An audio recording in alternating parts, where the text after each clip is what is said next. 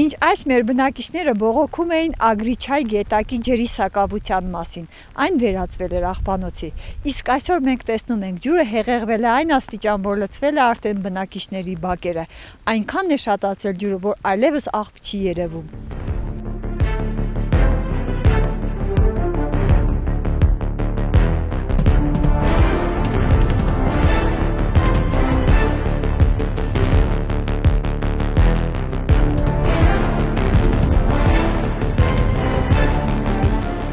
Գետակը դուրս է եկել հունից ու ողողում է ափամերձ բնակիչների բակերն ու նկուղները։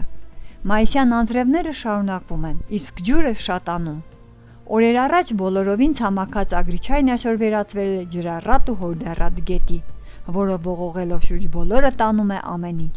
Սիրելի բնակիչներ, զգույշ եղեք հատկապես ձեր փոքրիկների նկատմամբ, եւ մի թողեք նրանց միայնակ դուրս գալ տնից, քանի դեռ գետը վարար է։